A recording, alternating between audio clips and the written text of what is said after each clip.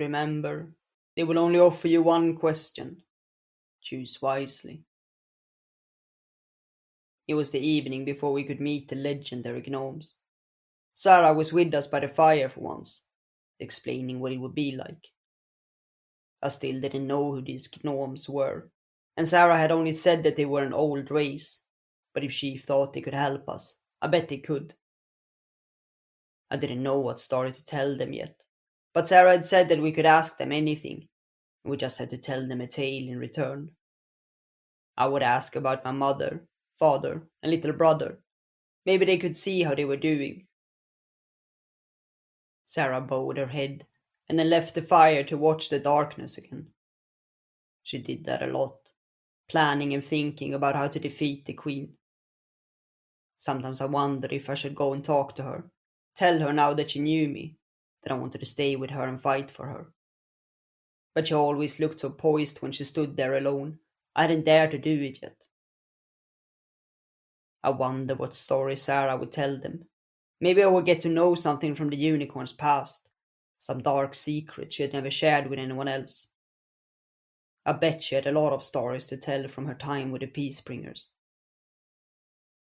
Silvi and Cat sat on the other side of the fire, watching the flames. The whip wasn't as bad as I had first thought. I had been kind of afraid of her in the beginning, and she hadn't talked with me at first. But then I saw Silvi speaking to her, and after that, she was friendlier. She wasn't as dangerous as I'd thought either. At least not now when she was on our side. She was probably still dangerous to the Queen, though. But at least she wasn't mean, and I'd come to like both her and Silvi as we travelled together. Although, I didn't know what had happened to Silvi. She always tried to smile, but those sad eyes that I'd seen the first time I met her were still there. Something awful must have happened, but I hadn't dared to ask what. I tried to give her of the animals I hunted, and sometimes she ate it, and that made me happy at least. I barely slept that night, and opened my eyes before even hearing Sara leave our camp towards the mountains. I knew what story I would tell now, and I hope it wasn't too boring, and the gnomes would answer my question. I wanted to ask Sara what questions she would ask, but I guess I would find out soon enough. Silvi and Cat didn't seem as excited when they woke up, but maybe they were just nervous. When Sara called for us to get ready, I leapt up from my place by the fire pit and stood up. She gestured for us to come, and we followed her as she led us higher up in the mountains. Soon, the shrubs became less, and the boulders grew bigger, and we were walking in a landscape of towering rocks. It looked so alien to where I came from, and all the landscapes we had walked through so far. For every turn, I expected to see the gnomes, but Sara just kept walking. Thinking about it though, I didn't even know what to look for. Were they small? I guess gnomes sounded small, but I wasn't sure. It took hours before she finally halted and turned to us. We are entering their territory. Please be aware. They should be expecting us. How could they be expecting us if we hadn't even talked to them? I didn't dare to ask though, and instead we followed her as she continued, and I still didn't see anything. Would they welcome us? But how would we find them in this barren land?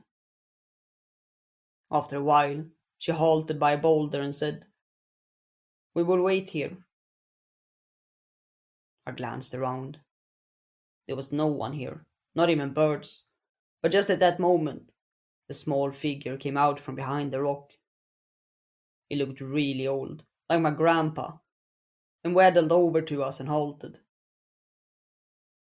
"So you have come, Peacebringer?" "I have." Sara bowed, but not the kind of bow she did to us, but a deep salute where her head almost touched the ground. I glanced at Silvi and Cat. Should I bow too? The gnome didn't seem to notice me wondering though, but only gestured for us to follow. I could barely contain myself, and I had to pinch my arm to stay quiet. He led us further down the path until we came to a cave in the mountain. I peeked inside. There were other gnomes there, sitting in a half circle with their eyes closed. This was creepy. Sara stepped inside, halting opposite them, and then greeted them just as she had done earlier. I carefully went to stand next to her, and Silvi and Cat took their place on the other side. The gnome came up next to us. Please, sit. Sara lay down. I sat down on the ground next to her, and the gnome went to take his place among the others, and then watched us for a moment before saying, "And so you have come, seeking answers." Sara bowed her head in response. "I will warn you, the answers you will hear cannot be undone, and you might never look upon the world in the same way again." I glanced at him. What did he mean by that? What kind of answers would that be? "Please." He gestured for us, and I glanced at the others. Who would start? Did the others already know what story to tell and what question to ask? I was lucky though, and Sara cleared her throat. "I will offer you a tale from the deep past of our race." I knew it. I would hear a dark secret from the unicorns. The gnome bowed his head, and Sara spoke. "This is the beginning of the world as we know it. When the dark forces had been conquered, peace found its way throughout this land. The realm was young, and the battered spirits of the tribes weak after the hardships." I almost snuggled up against her, despite the creepy cave. It felt like listening to the stories my grandpa used to tell me. Vina, the great forebearer of our race, traveled the lands, offering counsel and compassion to those who would listen. She brought hope where there was none, courage where there was fear, and let the people know about the bright paths that awaited them. This must be right after the unicorns defeated the evil. I'd never heard about Vina though. Over time, the land prospered, and Vina became beloved as the peacebringer. Such was the name the people bestowed upon her. Her path has been our own ever since. She went silent. The gnome nodded and reached out his hand. "And now, your question." I'd never seen Sara hesitate before, but that's what she did now, before she gathered herself and asked, "How did the elves defeat the evil?" Silence fell over the cave. The elves? What did she mean? They hadn't defeated the evil. It was the unicorns who did that. Everyone knew that. The gnome looked at her, studying her as if to weigh whether she was worthy of the answer, before replying. "The elves have done many things in the history of time. Evil and good. They have seen them all and overcome them."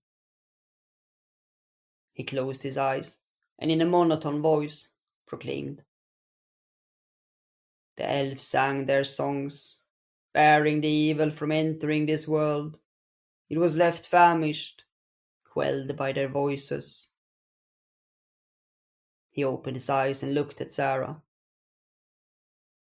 "You will find the answer where you seek it." The gnome went quiet and closed his eyes again. I didn't understand anything. What kind of an answer was that? Sang their songs and the evil was left famished.